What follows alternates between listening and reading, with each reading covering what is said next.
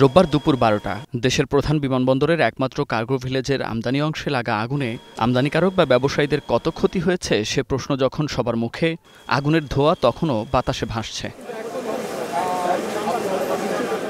বিদেশি পণ্যে ঠাসায় cargo village এখন শুধু ধ্বংসস্তূপ, পোড়া গন্ধ আর যেন এক বিশাল পরিত্যক্ত এলাকা। ৭ ঘণ্টার চেষ্টার পর নিয়ন্ত্রণে আসা কার্গো ভিলেজ পরিদর্শনে আসেন তৈরি পোশাক মালিকদের সংগঠন বিজিএমইএর ১০ সদস্যের প্রতিনিধি দল। দুপুর ১২:৩০টার পর বিমানবন্দরের ৮ নম্বর গেট দিয়ে প্রবেশ করেন তারা। তার আগে একই গেট দিয়ে ভেতরে প্রবেশ করেন বাণিজ্য ও বিমান উপদেষ্টা।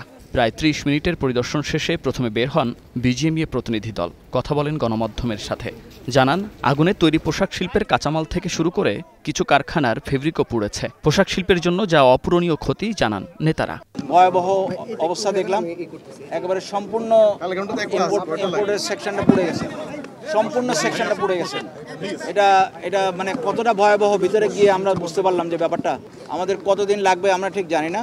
প্রতিদিন ২০০ থেকে ২৫০টি কারখানার পণ্য আকাশপথে রপ্তানি হয়, সেই হিসাবে ক্ষতির পরিমাণ অনেক বেশি। কার্গো ভিলেজ পুরোপুরি চালু না হওয়া পর্যন্ত পণ্য খালাসের জন্য বাড়তি সুবিধা দাবি জানিয়েছেন বিজিএমইএ নেতারা। এদিকে অগ্নিকাণ্ডের ঘটনায় কার্গো ভিলেজের রক্ষণাবেক্ষণে বিমানের গাফিলতিকে দায়ী করলেন Bangladesh knitwear manufacturers and exporters association বা বিকেএমইএর সভাপতি। এখন তো জায়গা নেই ইম্পোর্ট আসার, এইটাকে ফ্যাসিলিটেট করার জন্য বাণিজ্য উপদেষ্টা বলেছেন যে জায়গা টার্মিনাল 3-তে নতুন জায়গাতে জায়গা করে দেওয়া হবে। যারা ইম্পোর্ট করছেন এখন মালামাল প্রতিদিন আসবে, সেটা যেন খুব দ্রুত ৩৬ ঘন্টার ভিতরে যেন এটাকে ক্লিয়ার করা হয়, সেটার জন্য উনি আমাদের সহযোগিতা চেয়েছেন। ক্ষতি তো অবশ্যই কোনোভাবেই ১০০০ কোটি টাকার নিচে হবে বলে আমরা মনে করছি না ইনস্ট্যান্টলি এখানে যেটা হয়েছে। আর এর বাইরেও এই পণ্য দ্বারা যে রপ্তানি হতো সেইটা আরও অনেক হাজার কোটি টাকা। কার্গো ভিলেজটা অরক্ষিত অবস্থাতেই ছিল, কারণ এরকম একটা জায়গায় এইভাবে আগুন লাগার কথা না। সিভিল এভিয়েশনের কি সেই প্রস্তুতি কি ছিল না? এর যদি না থেকে থাকলে তাইলে এর জন্য দায়ী কারা, এটা খুঁজে বের করা দরকার। এরপর গণমাধ্যমের মুখোমুখি হন বাণিজ্য ও বিমান উপদেষ্টা।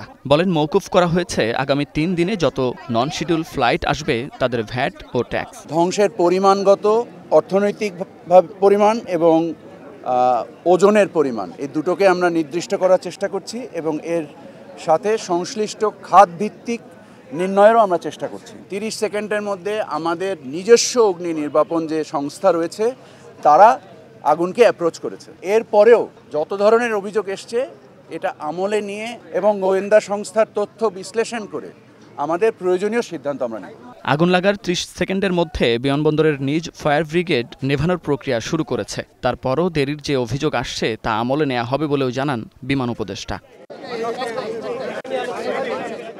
Munnaf Rashid, star news, Dhaka.